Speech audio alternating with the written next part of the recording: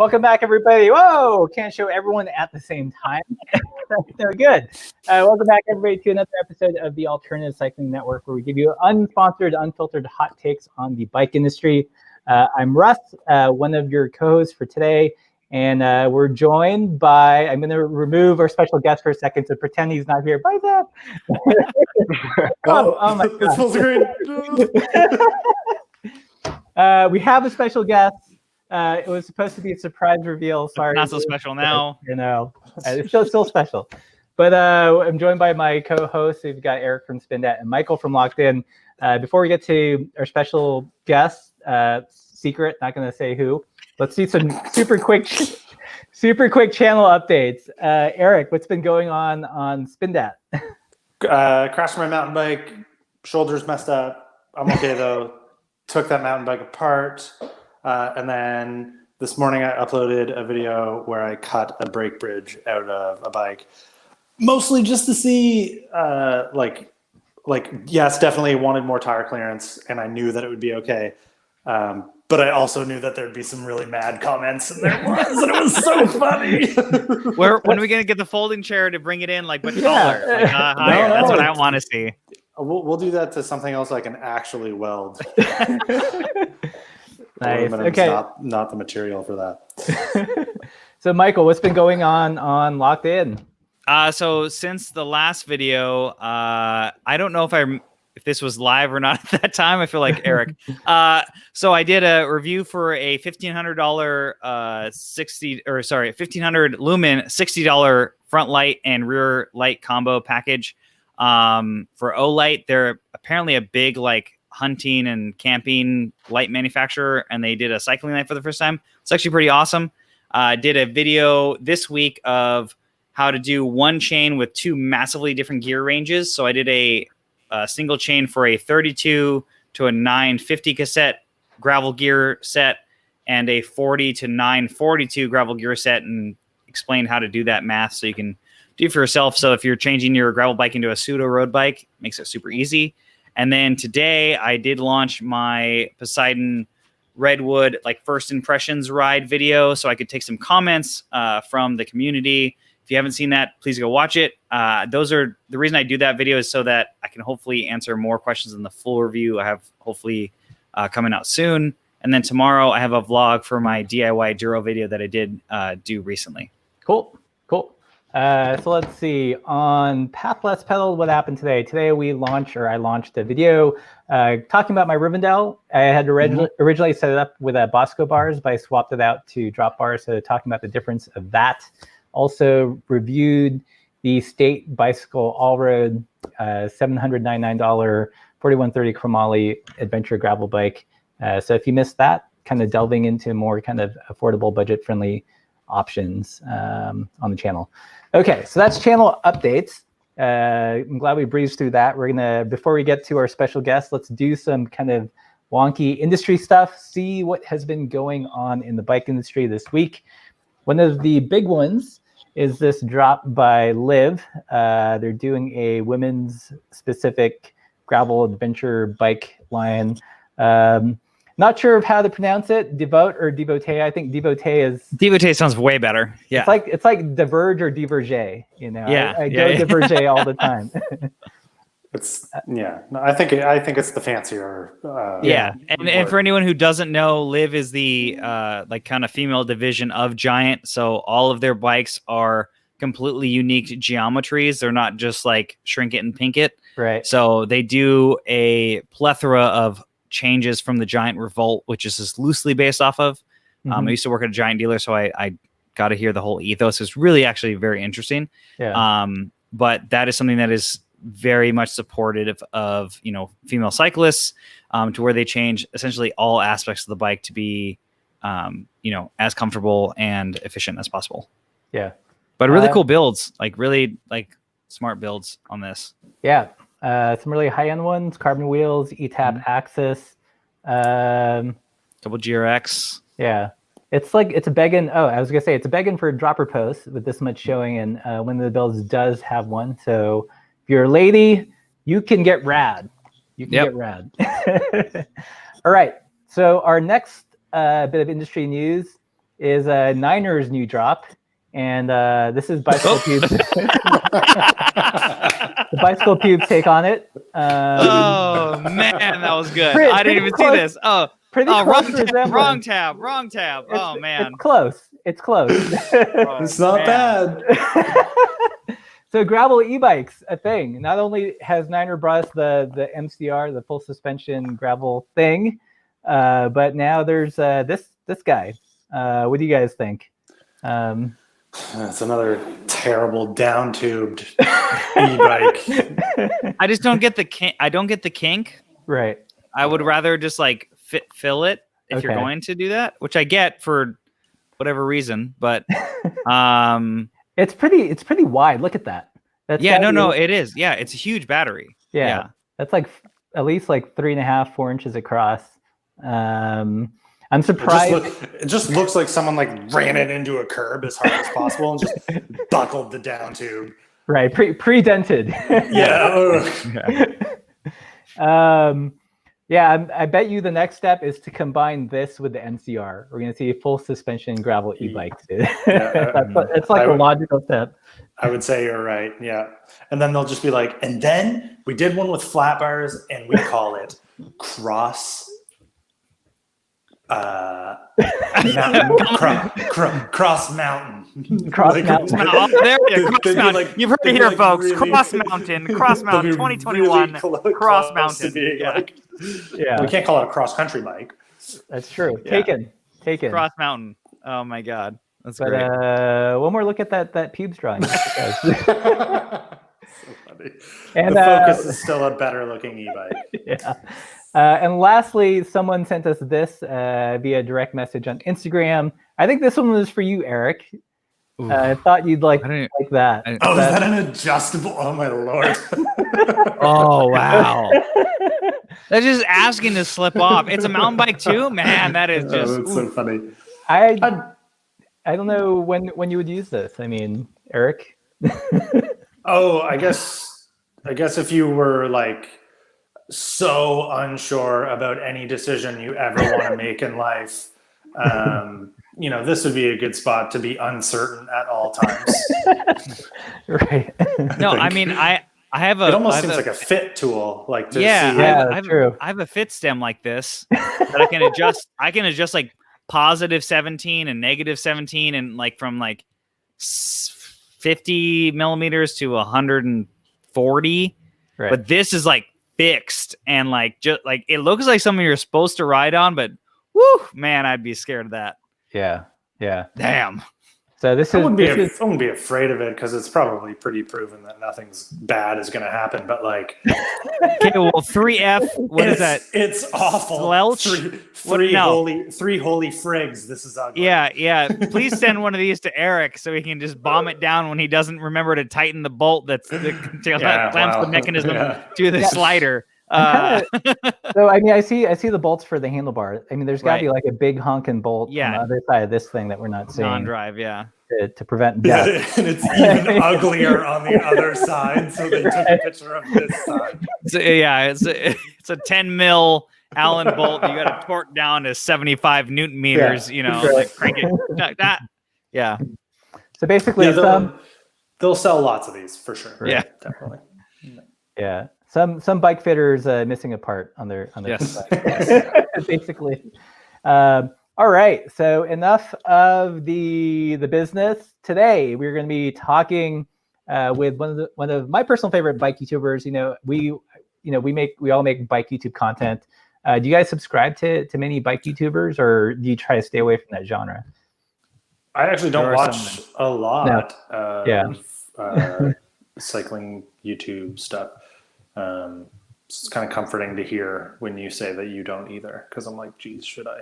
There's a handful that I do, I would say. Yeah. I think everybody's inspiring and has a different viewpoint, and so I like to do that. Obviously, anybody knows Zach. Me and him have done video content together, so I've met him once in person, in IRL, if you will. IRL. Yeah. So yeah. Cool. Well, I don't even know if he subscribed to me before. I'm just kidding. So today's guest is Zach. Does mostly fixed gear content, but you know what's even better than talking about Zach is having him on the stream. So let's have him finally. Yay, surprise! Hello. Hello. Thanks for being on the show. I know we tried to get you for a couple of weeks, and stoked that you're finally on. Thanks for having me. Yeah. So for those that might not be familiar with your channel, can you tell us just a little bit about it? Why and the why and when. The why and when. Okay. So I started making videos back in 2015, and I got into fixed gear riding back in 2012. I watched the big YouTube guys at the time, Mike's Bikes, who shall not be named, but may be locked in at this point. Yeah. After one lawsuit and years later, yeah, sure, yeah. And 63 Fixed, if you remember him.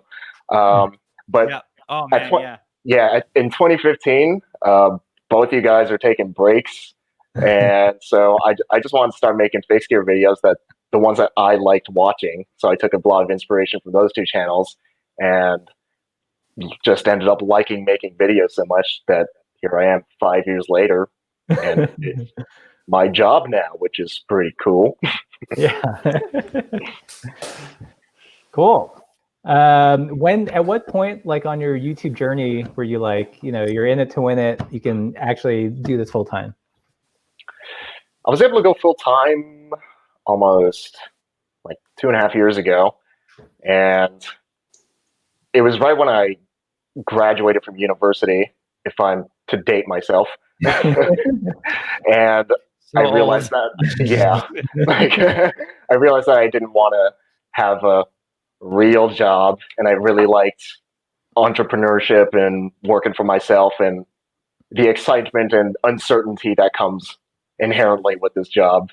And just knowing that every decision is my decision and I know the reason behind it was really motivating for me. So I decided right after graduating university to just do it full time and make it work. Right. Because you had like 10,000 subscribers when you went full time, didn't you? I think I was around 30,000 when I went full time. Yeah, I remember a video of yours. It's like perfect clickbait title called "I Quit." Yeah. So I wasn't exactly full time because I was still a student then, but around 10,000 or so, I did decide, or maybe it was like 20,000, that I wanted to make this happen. Right. Yeah.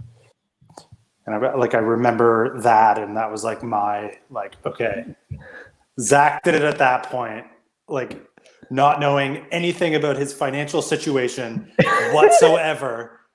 That's when I'll do it. I mean, it's a good motivation to kick yourself in gear.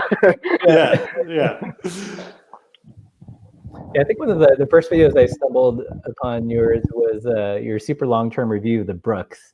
And I just really liked your presentation style. I was like, holy crap, you can, this guy's doing it. And that big inspiration for me to go all in on that too. So I am touched. I don't know what to say. I don't know what to say about the negative comments. That should be the new the new title for this video. Would be like Zach was touched. Like that was just it. Super clickbait. Cool. So there's been some. So how has fixed gear changed since you started making videos about it?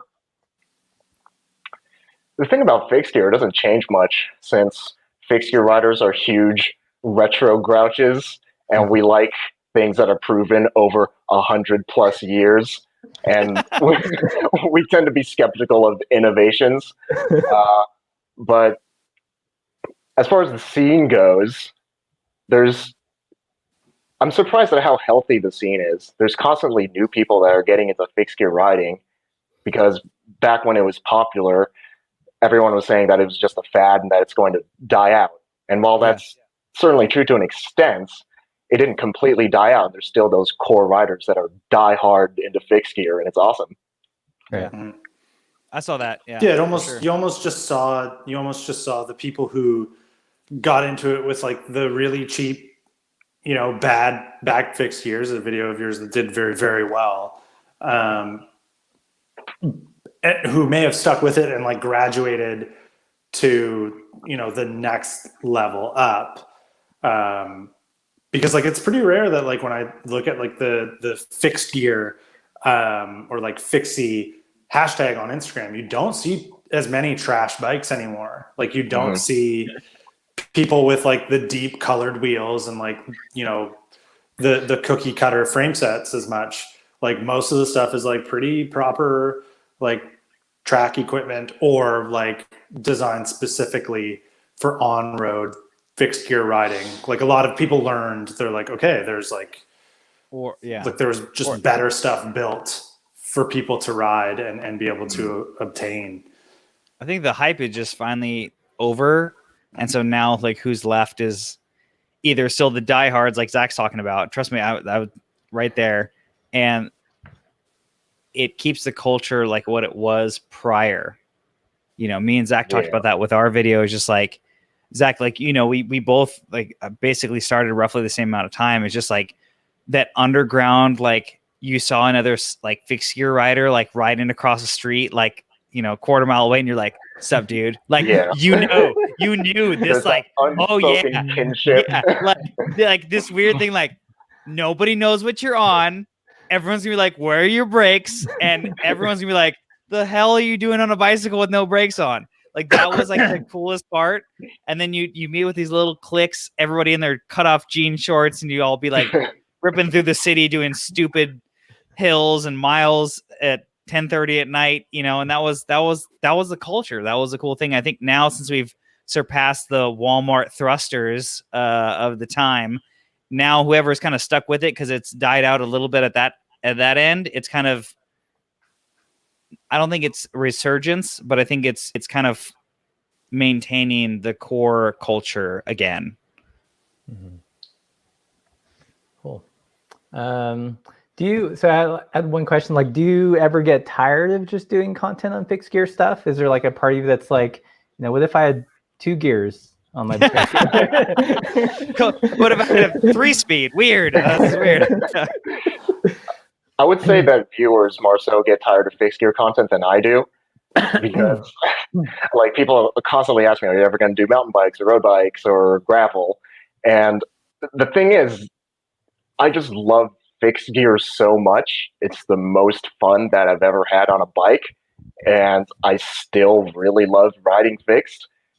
So I just keep making those videos, and there's always constantly things that I want to explore with fixed gear. Yeah. I'd be interested to see what would happen if you did make like a mountain bike video. I think would be so far from like that would be so funny, and I would be interested to see like just be like him hitting the dropper post like once, just like whoa, this is what your audience would do. I guess like even though they say that, they don't actually mean it, because they're like, no, I'm here for like what I'm like used to, and I like I like your take on fixed gear stuff. Mm-hmm. It would be funny. It would just be funny to see. Yeah. Did you do a video where you rented a road bike in Taiwan? Yeah. Like I rented a road bike, and people are already being like, oh, Zach's becoming a roadie. He's getting old. Weak. Yeah. Yeah, that's pretty well the reaction that I would have expected people to have. Like, I feel like that's one of the challenges of being a YouTuber in general, bike YouTuber specifically. You get known for a particular type of bike or content style, and when you diverge too much from it, people like lose their shit. For sure.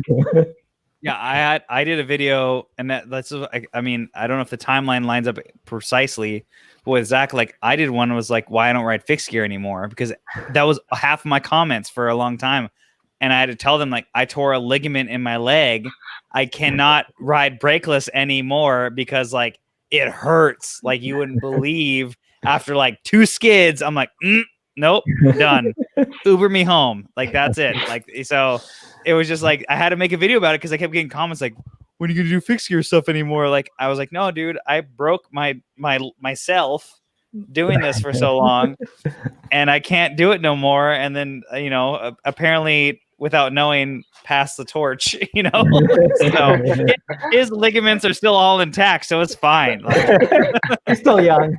yeah, he's gonna be like, Zach's gonna be like, well, can I get on ACN because I have to ride gears now because Yeah. But you like, none of your bikes have been ridiculous like track gearing, have they, Zach? Like you normally would ride. Yeah, like you've always been very sensible about like any gearing choices that you've made. Where like I'll watch one of your videos and like what would normally be like a chainring and cog setup for you? Like you would run like a usually like 49-17, and I've recently been gearing up because I've been getting stronger. If I may flex a bit, just literally just flex. Literally. Yeah. So like right now in Sacramento, it's completely flat riding 49-15, but it's fine because there's no hills whatsoever. Right. Yeah. That's a fun feeling. I love pushing like if I know that I'm going somewhere crazy flat, and if I'm gonna bring a fixed gear, it is fun to just have that like monster gear on there and just like bring the heat. Yeah, we'll just be riding at like a pace that you would probably normally ride at, but your legs are just going so much slower than like what you're normally used to. But like trying to go down a hill with like a monster gear sucks really bad.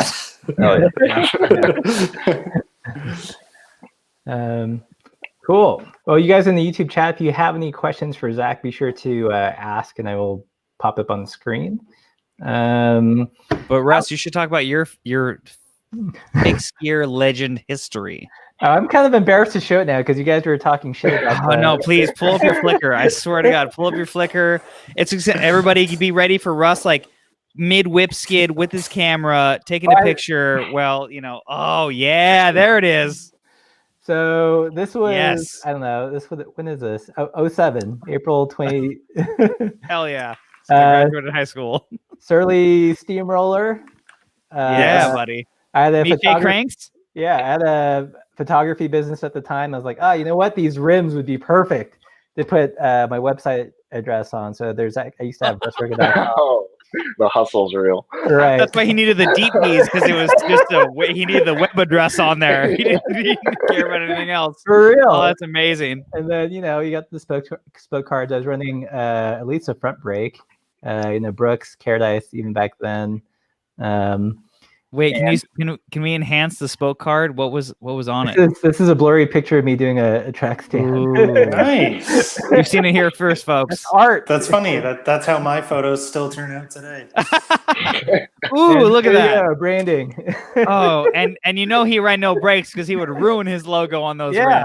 Oh man. So some proof. And a Care Bear valve stem? Yeah. Does somebody still make those? I don't think so. I forget Probably where. not. Some bike shop in Long Beach had them. Oh, God. Okay. Oh man, that was amazing. Yeah. Were those actually Velocity rims or they were? That's fine. Like that's right. Yeah. Like I think the Velocity Deep V is fine, even though they are heavy. It's still a quality rim. It's the ones that are like, paper mache aluminum that are the real problem.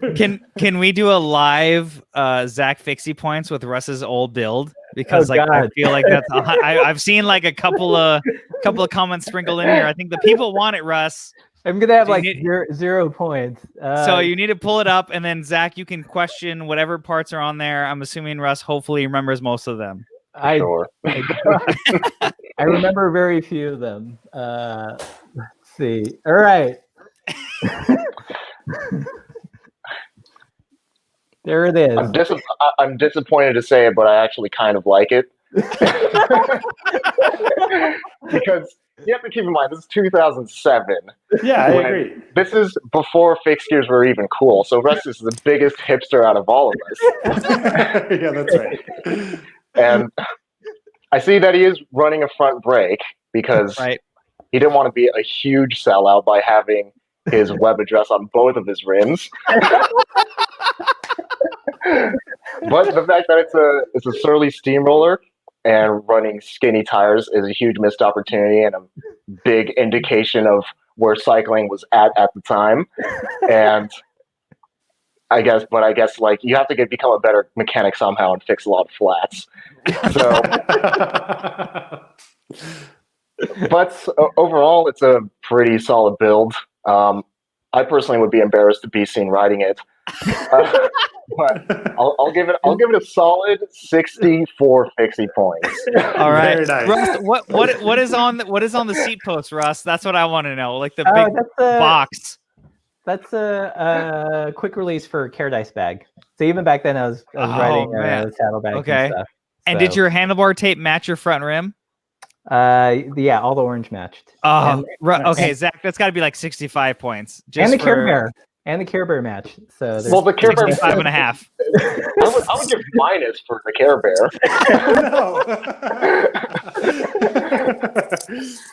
But I think the biggest point there is to keep in mind it was 2007. That's like Oh yeah, way You know, different that- times. Yeah, Way that's different like a times, yeah. pretty accurate 2007 build. But It's no a time top. No, capsule, but you know time what? capsule. No top tube pad. Shocking. That's Shocking. No top tube pad. Because that was like the thing. living on the edge. Living I on the know. edge. That bike looked a little bit like big for you, Russ. Would that have been like a No. size or two too big for you, or was it right? Just That would've perspective been- of the. Yeah, that's that art angle. Oh, it was I the- think it would- Got it. they would- The Dutch angle, Eric. Come on. Yeah. Got it. I think that would have been a 52. I don't know. Maybe Really? it's early. Wow, it No. looked huge. Yeah. So proof. Rode the fixie at some point. Wow. Cool. Well, let's talk about YouTubing a little bit, since it's kind of a unique position we got for bike YouTubers here. Zach, how has your kind of approach to YouTube changed over the last 5 years? It's become more organized. And I try to keep my creative process fresh, just because if I'm making the same types of videos all the time, it's easy for me to burn out, which happens about once every 4 months, almost on schedule. Yep. Yeah. every time the season changes. Yeah. That's Yeah, about right. Yeah. But I try to keep a balance between making videos that I want to make and making videos that people want to see. And so I try to keep an ear out for topics that people want to see covered. And yeah, I just try to keep it fresh and keep it fun is the most important thing for me. Mm-hmm. Mm-hmm. Yeah. So, like, I'm struggling a little bit with like the little bit of extra free time that I have right now. Like, I've never had free time. I've always been forced to work 10 hours and then come home and like shoot this video in my shed, hopefully before 11 o'clock so that I can come in. Angela will hopefully still be awake so I can at least say hello. And then like, just get footage onto a computer, wake up at 5, edit that footage before I had to be back to work for 7 or 7:30. And now I'm like I had one day off this week and I was like, well, I want to make a video. And like, I wasted an insane amount of time because I'm not used to having it. Like, I was like, well, I have all day. And then like, 2 o'clock rolled around and I was like, I've not done anything yet. Like, I've done nothing for the channel. I've done nothing for anything. Like I don't even know if my cameras are charged. Like, and then next thing you know, you're still stuck in that. Like, I don't know how you make it feel like, and I'm not there yet, but like, I don't know how, when you start getting the time to like get into that routine of like being like, okay, this is my 8-hour-a-day job. Stop screwing around. You got to do something. I feel like it's never going to feel like that. Yeah, do you have a schedule? Do you have like Mondays my scripting days, Tuesdays my shooting days, or are you pretty freeform? I try to stick to a schedule, but it ends up being free form. Yeah. But normally I'll work 7:30 a.m. to 3:30 p.m. and I'll try to do the bulk of my writing in the beginning of the week so I can shoot and edit towards the end of the week when my videos go up. Mm-hmm. Right. Yeah. Do you? I'd actually like to hear everybody's like schedule on this. By the way, after I really am actually curious. Go ahead. Yeah, this year was the first year I got some. I don't know what you call it. I guess Structure? it's project management software, just to kind of keep me on track. Because Laura left her job like a couple months ago to help with the YouTube channel. So like you don't see her a lot on camera, but she helps coordinate a lot of the back end stuff. So we needed some project management stuff. So I do try to keep a regular schedule. How do you have just like a list of video ideas that you can tap into, or do you come up with them on the fly? Oh yeah, like I have a notebook. I do all my outlines and scripts in here, and I just have hundreds of video ideas constantly. And then I'll just, at the beginning of each month, I'll just put in whichever video ideas that I feel like I can produce at a good quality for that month. Yeah. Do you have like do you ever find? Sorry. Do you ever find that there's like because you guys kind of schedule and do things certainly a little bit different than I do in a different format. Is there ever a time that you're like, oh shit, here's this topic, like, and I have to make this now because it's so relevant now. That you kind of like, yeah, you'll drop everything and you're like, okay, like this is the focus right now. Like I love that feeling when you're like, I mean, it's called anxiety. I guess I've never lived without it, so I'm like, but definitely, like, there's definitely times where you're like, maybe you did have something planned. Like I kind of do the same thing. I do it all through I do everything through my phone. I'm doing this live stream through my phone, but like if I get an idea, I don't put it in the notepad. I'll put it in my calendar, and I'll be like, okay, it'd be cool to vlog about this, at some point in the vlog next week. And then I never do it, but it ends up being like the spot where all the ideas sit. And it's a funny way of doing it where it's like, oh, I remember thinking about this and I can't believe that was 2 months ago. Like, I can't believe that's how much time went by that I thought like when I dynoed myself with the Chinelli. That was my favorite video of yours, by the way. It's a good video. I love that shit. Like that video idea came out like 3 months before it happened. I forgot about it. And then I was like looking back and I was like, oh my God, that is such a good idea. We should still do that. And thankfully it happened. But like, I remember coming up with the idea and then like writing it down, and I was like, okay, I'll get to it this week. And then when I thought of it again, I was like, okay, like last week we thought we were going to do the dyno video. And then you look and you're like, okay, 3 months ago we talked about doing the dyno video. Yeah. Do you like when you do a video, do you have a sense of how well it does, or how it's going to do, or is it still a surprise to you? Or have you ever done a video that you're like, okay, this is going to kill it, and then you were surprised at the result? Usually it's however well I think a video will do, the opposite will happen. Yeah, same. Yeah, so I have tons of videos that like I pour my heart and soul into. They take like 40 hours, 50 hours to produce, and then it'll be totally average video at best. And then there's videos that I will just barf out in 6 hours, and those will do really well, and I have no idea why. Yep. That was my last month. This month tried to go really well. I was like, oh yeah, this is going to do great. I'm going to produce really. Yeah, totally, 100% get that. Yeah, it works. Yeah. Living the dream. No, Eric, I think to your point, I think the big thing, at least because like your style lends itself to, I think, just this like kind of spontaneity. And I think it's hard for you to like, if it was me being you in your space, it'd be very difficult to like schedule anything because your format is so freeform, which I love. And it honestly, that very linear format does make it easier for certain things and the amount of content you can put out because it's all very linear. You know, if you were to shoot over the course of 2 days, or if you took one camera and you shot the way you do, I'm assuming, granted, you can make a couple of videos out of it. You know, you could continuously shoot. You're doing one thing and you're finishing it, and then you're moving on to the next. Yep. So in that format, you can shoot for a whole day and make 3-4 videos out of it, depending on how much content you're trying to shoot.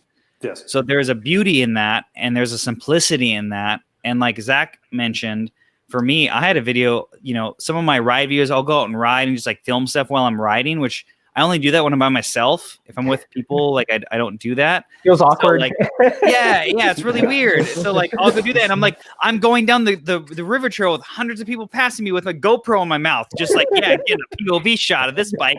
I need that. Like I'll take that for me, but not anyone else that's around with me. Like it's supposed to be like, you know, and then like the other day I was filming with the Poseidon, and there was just like 2 pack of like roadie guys, and I was like trying to get home. I was tired. I was like, I gotta eat lunch. So I have the GoPro in my mouth. The guys look at me like I'm a effing crazy person, and I'm like getting off the dirt path, like, jumping onto the road path, and like trailing them, and then drafting these guys still like, because I was like, you know what, in my head I'm like, you know what, I need to talk about the road characteristics in the drops, like how comfortable they are. And so these guys are looking back at me. I was like, like can't say anything, like, you know, just holding this thing. And then eventually I like, you know, and then I put it in the frame bag, and then I was like, all right, I'm gonna finish the ride. So like that's the thing. So there's certain structure for similar, like certain kind of content, Eric. Yours are just like, if you want to do it, for me, my suggestion would just be like, know what you want to complete task-wise in a day, and I think your film structure will follow. So if you just be like, hey, I want to replace like your rear shock on your felt bike, and I want to do the brake bridge delete, and then whatever else, you just need project titles because everything else is going to follow. Pretty much. Yeah. Yes. I think for some of our stuff, you know, Zach has done stuff where he's done like comparison videos on drivetrain or you know, what you should spend your money on. Russ and me do a lot of reviews to where there's a little more structure there of like, hey, I need beauty shots of this. I need installation. I need riding footage, whatever, to where that's a lot more thought out. Your scenario is a lot more linear of like, you could film yourself the entire way of you doing something, and it's going to yes. It's going to turn out. I couldn't make what you guys make. I would never finish it. Like I'd literally never. It is rough. Finish. It is sometimes very rough. Yeah. Like here's an interesting question. If we were to each make a video that was not about cycling, a topic of our choice outside of bicycles, what would you make your video on? I know mine. Skateboarding. The project car that has been like 1 year too long of me building, which is not exciting. It's not like some super cool like muscle retro car. It's like, it's just, yeah. Anyways, yeah. It'd be automotive content. Yeah. How about you, Zach? I talk about this a little bit on my channel, but it's not cycling. I'm really into self-improvement and being the best that you can be. Yeah. And all that stuff. Yeah. Sweet. Yeah. You know, if you started a channel on self-improvement, your CPMs would go through the roof. I feel like that niche would like does pretty well in terms of CPMs. Yeah, if Gary V is anything to show about it. Yeah. Yeah. There's Gary Z right there. Yeah, that's it. So yeah. Yeah. I think, you know, I've tried to incorporate outside things on occasion. So, you know, I've done fishing content, watercolor content. I'm just getting into birding. I've done a couple of birding related videos. So, you know, any of those interests would be fair game.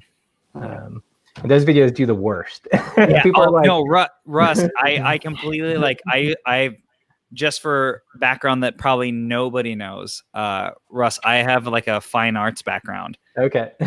So I've done like, I did oil painting from 5 to 15, I think, Oh, wow. roughly. Yeah. I have a lot of great pieces. Can't do it anymore. But yeah, no, I could imagine that would, I mean, yeah, it's such a lost art, but I love what you do. And I think your, content that you make on it and like what you produce on it is great. I could never do watercolor. It was too freeform for me. I had to have oils, cause like that was just like, because there's more structure to it. But no, I get it. I think it's very chaotic. yeah, no, for sure. Yeah. So I think with like what Zach said, it's like that balance of I can totally see you doing X amount of, cycling related content that you have to produce on a timeline or when you get product in, and then just like, I want to do a watercolor, like that, just soothes it all out. So I totally get that. Yeah. Well, that's interesting. Like since doing bicycling YouTube, do you find that it's taken away from your joy of cycling in any way, and that you've had to come up with another hobby, Zach? I wouldn't say that it's taken away from it, but I find joy in it in different ways. Where there are those days where, like, I just want nothing to do with bikes, just because it takes so much of my life, and so I do maintain hobbies that have nothing to do with content to keep my sanity. Like, I read a lot, I play music, and play games, but I do not want to make content with these areas at all, just because I need that balance in my life. Right. That is true. How about you guys? Has since you guys are full-time YouTubing it now too with bikes, have you lost some passion in bikes, or has your relationship changed?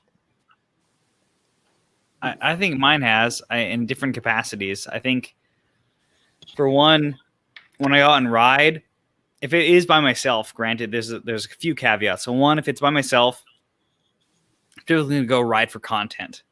So I have a typical route that I do because it's easy to film on and it makes sense and it looks nice. To where I'm like, okay, what bike do I got to ride, or what product do I get to bring with me, or whatever else. So like I have to bring a lot of extra camera equipment. Two, if I go do a ride with friends, that's really where it bothers me. Like, not bothers, but like it's difficult because on my previous job, I was able to travel a little bit in SoCal. So I could do like a lot of exploring rides where I'm like, hey, I got a couple hours to kill. Like if I get, if I only go 20 miles and because I'm filming it, like whatever, like I'm enjoying it and I'm making something out of it. And it made me enjoy the experience more because I could document it. To where now, if I'm doing a ride with friends, it is a choice. There have been rides that I've done that I've brought camera equipment on that I never filmed anything, because either the ride was just like, we were all like feeling good, we're going like really hard, and I'm just like, there's no way I can film any of this because like I'm either gonna get dropped and just be like lost, or something's gonna happen. Or I just want to enjoy it for what it is. The DIY Duro video that I have airing tomorrow was difficult. Like I did a very different style of it because I was like, I don't want to disconnect from the people that I'm with, because there was 2 people that were subscribers that came, and they super cool guys. One dude was a madman on the bike. Dude is like what I wish I'm going to be in 10 years. Like as far as a rider, like skill, endurance, whatever. And bike garage wise, he told us crazy stories. So I think there's a percentage of that I do miss, of just like, hey, I could go out and ride and just like be like, enjoy it, be me, whatever. That I think does get lost when you're trying to vlog it or make content or whatever. And luckily I have one buddy of mine, Mario, who does ride with me locally, and he's willing to help me out with filming certain things. I was like, hey man, can you just like for 10 minutes today, can we get a clip of me for something? Because I don't have a Laura. Okay. I don't have anyone filming me. So There's Ryan. He said he forgot to get you the footage he shot during your DIA. don't worry, Ryan. It's all right. I already did the video. It's all good. I do find like like you were saying, it is kind of a conscious choice to either not bring the camera or to not pull it out, because I feel like when I'm writing with the camera with the intent of creating content, I'm not experiencing it first person, but it's through the filter of an edit. Yeah. But I feel like 2 or 3 layers removed from the experience. I'm just constantly thinking of okay, what B-roll do I need to cover this? Do I have to do a piece of camera to bridge the narrative? Right. And it becomes work. Right. No, totally. I think that's definitely, even though I have more time now, I'm spending more time in my edit bay, aka my studio apartment, to do stuff, and it becomes less of like, I have so much more time to ride, but in the morning I'm just like logging footage, like rendering, like doing all this stuff to get it ready. And now it's, next thing I know, like Eric said, it's like it's noon. I'm like, oh man, half the day's gone. Like, and it's rough. So Zach, what is the thing that you like most about being a bike YouTuber, and the thing that you dislike the most? The thing I like most is just really enjoy the process of making videos. And I like that everything that I'm doing, I know there's a reason behind it. I don't have to ask, like, why is this important? Because I know it's important. If it's not important, I'm not going to do it. Right. And the thing that I like least is how I get burned out. What is it that contributes to the burnout? Is it the work, the comments, I go through these seasons where I start focusing on the numbers and start focusing on negative comments more than I should. And then I start feeling that the videos I'm making aren't good enough. And I start to get down on myself about that.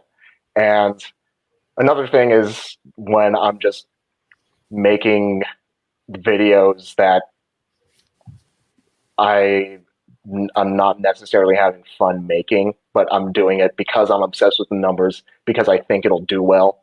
And then it just becomes a cycle that, like, if I'm not having fun, then the audience isn't having fun, and then the video's not going to do well. And then I want to make videos that do well, and then I'm not having fun anymore. Yeah. That's too real. That's too real. Eric slowly sinking into his seat, be like, "Oh, it's too close to home, guys." Oh my god. Yeah, the metrics are a double-edged sword. They're definitely a good kind of carrot, but they're also a really big stick. Like when you're not performing well. For sure. I know, like, especially one thing that like subscriber number is like important to a degree, and it's nice to have a certain size, but for the most part, like, it's hard to control that. It's not like if you put in more work that necessarily translates into more subscribers. Sometimes you just get lucky, and then, or someone gets lucky, they have something that goes viral, and then big spike. I know for me, like, I looked at my numbers recently, and I posted 991 videos. So I am, all right, Francis Cade. All right, let's go. but that's the thing. It's like compared to, let's say, a Phil Gaiman, who I think he's probably only posted 200 videos, who has like more subscribers. So it's this thing. It's like, well, am I just not a compelling personality, or people aren't interested or something? It's not from any lack of work, for sure. Right. So that's where I beat myself up on. It gets tough. Like my last month was, every month minus this last month was amazing. Not paying the bills amazing, but like my increase was steady, and I was on this like, upward trend, doing a lot more content, working a lot harder, obviously like full time. I think ACN's been doing well. I think it helps everybody, all this stuff. And then like this month it just tanked, and I was like, oh, awesome. Just like, and then just a quick question for everybody, just to give 2 cents on, because there has been one or two videos I've seen in, let's say, the last year that you watch and you're just like, how the hell did this person have like 2 million subscribers or whatever?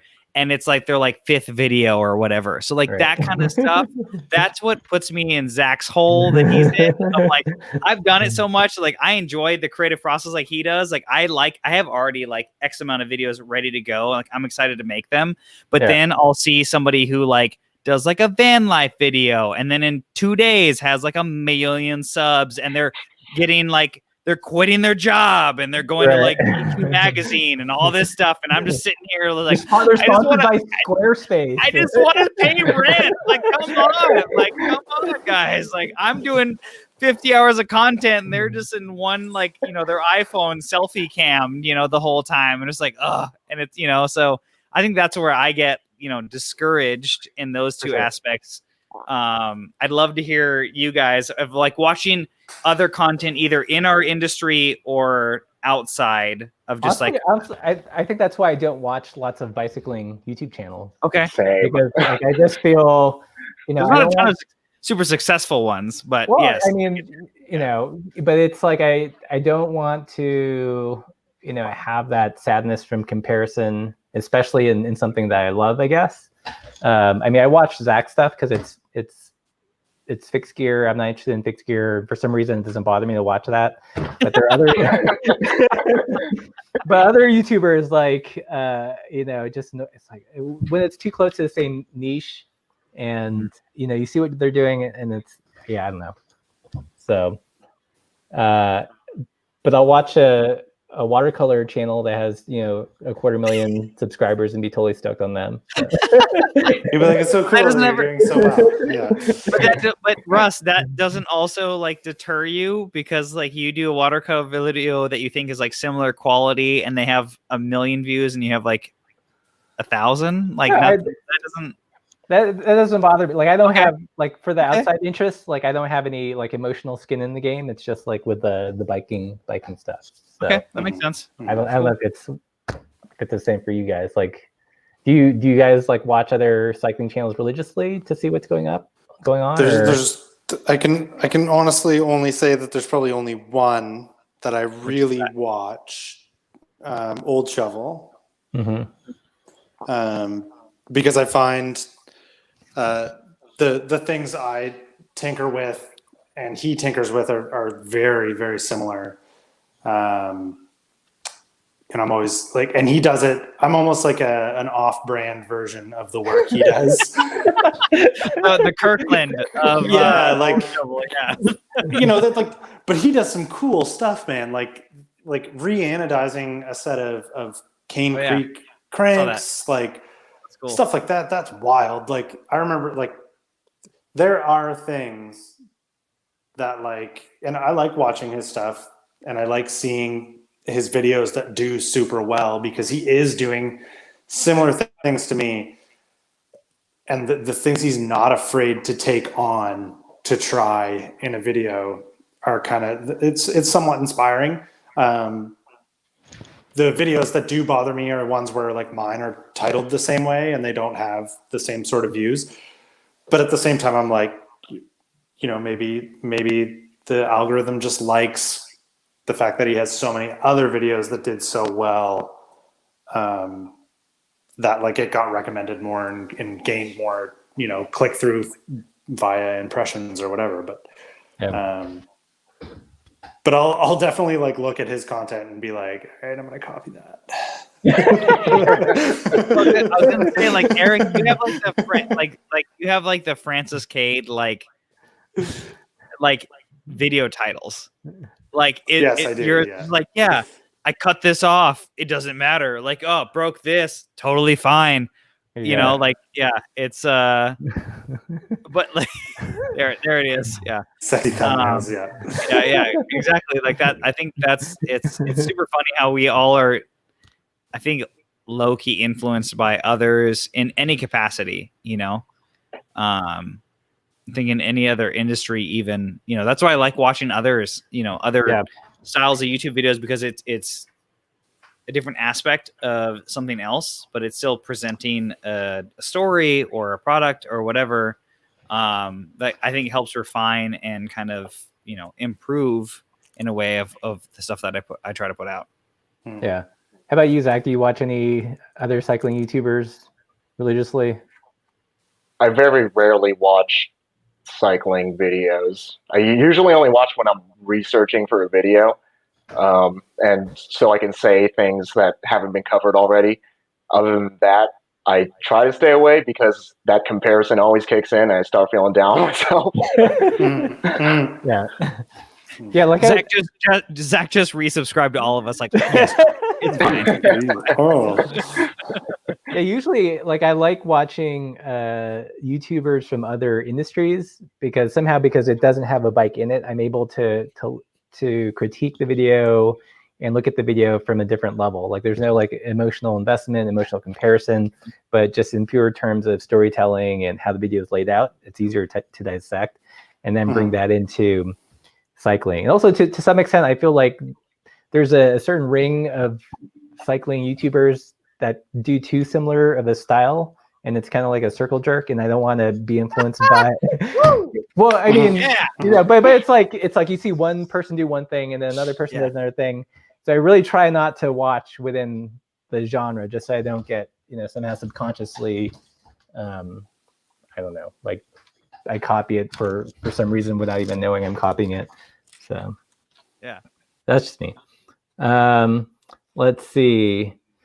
So Zach, what's the have you learned any big life lessons from your bike YouTube journey? Yes, and it's mostly that just try it and you'll be surprised of what can happen. Yeah. Yeah. Like no matter how ridiculous your goal is, if you just try it and if you really want it, you'll find a way to make it happen. Yeah. That is true. Wow. Yeah. I was gonna say I thought it was gonna be like humanity sucks in general. That's a second lesson. It does, but like there's enough good people who will give you the chance to get there. Yeah. It's, I'm always surprised at I'd love to know who my first subscriber was and just be like, why'd you do it, man? Like probably my dad, like and then like even maybe the 100th, like, like I can't remember myself ever being generous enough with someone's early content to be like, I want to see more of this. Like, Right. there's a handful that I'll see that are like that, that are putting out. I respect the work. I think there are people, at least for me, that I can see them getting, like, let's say they do really well view wise, but the effort doesn't seem there. And there's other people who do the effort that maybe they're slowly creeping that way. I will give them a subscribe way faster than anyone else. That's where for me it's a differentiating factor, because when I started, I was before the partner program, and that was really where like it really differentiated like YouTube in general. And when they asked me to be a partner, that was like a huge thing. I was like, oh man, like I shot an HD video, my Canon T2i. It was great, like whatever. And it was cool. But like, I did a lot more work than like a lot of the people that I saw in the cycling industry of just like setting up their DV cam and shooting a 20-minute video with no edits in it of them like putting on pedals, and I was like, I don't want to do that. I don't want to be that guy. And so that's really where like I respect the effort to try to teach or educate or entertain in any capacity. One thing I'm super surprised about is I feel like we've all been doing YouTube videos for a while, and our production value has increased and we've learned these skills. But like nowadays, like the new crop of YouTubers in general, not just bicycling, like they're starting off with really good production skills already. Oh my God, Yeah, yeah. because there's like a ridiculous. vast library of tutorials, like you can teach Yep. yourself and like, you know, basically hit YouTube like running instead of having all those ugly videos. So that's one thing I'm totally envious about. Oh, for sure. Like I still, because he just came back, and I watch them because I love his creative style for such simple, know nothing videos. Is Casey Neistat? Yeah. He just came back, and like it's just like such simple stuff, but it's like beautifully edited to music or whatever, and it's just like some simple explanation he's trying to get across. I do that for inspiration. I'm just like, how do I shoot this like in a very interesting way? You know? So I think, but these new, like you said, Russ, the new crop of people, there's the skill shares, there's the YouTube videos of like, we couldn't YouTube like how to edit YouTube videos back in the day. Like we'd be like, oh no, we're like, all it is like, again, the one shot DV cam that somebody like analog converted into their computer with their yellow, red, and white cables. And it's one edit, like it's just one continuous clip. Like that was what it was back then. And I think now people have more knowledge of it. So here's we're at an hour. I want to ask one last question of everybody. We'll start with Zach. If you had infinite funds and resources, how would that change your channel or the type of videos you would make? I don't think it would change how I make my videos, because how I'm making my videos right now is like, that's the skill level I'm at. If I had more money, it would just complicate things and probably make my videos worse. a lot more Fiverr purchases, maybe. Yeah. How about you, Eric? If someone wrote you a check for $1 million American, not even Canadian. $1 million. Okay, so $1 trillion. Or million Canadian, yeah. I would have it blown pretty quick, I think. like I would be really quick, and what I'm trying, to build is, like I love the David Dobrik's and like the channels. Like I don't like Jake Paul, but I like the idea of what he does, where he's like, okay, you've got this crew, they all make content, everybody's feeding each other, the algorithm can't get enough. And I would feed into that with the stuff that I'm interested in. And my mind always goes to like a combination of like Viva La Bam, like Rob Dyrdek's Fantasy Factory, all the stuff I'm interested in. Called the Bike House. Just with like an insane, like just like so much going on ridiculousness wise. It would just be a nonstop party of people making videos all of the time. Like there wouldn't, and everything would just be more expensive. Like instead of cutting the brake bridge out of a $200 Poseidon track lacrosse bike, it would have been the Chinelli Mash bike. Like we would have done it with it, or like the content wouldn't change. Everything would just upset people so much more, which would just like feed. And like Zach said, if you work towards something long enough, you'll get there, and that's where I'll be in 5 years. But like for now, I can't afford to cut up Chinellis right now. Right. But I will be able to, and we're like that's how it would change. Like there would be a lot more like Spindat stuff. Like there'd be a group of people who would be involved, and we would. So you have like a mini production team or something. Yeah,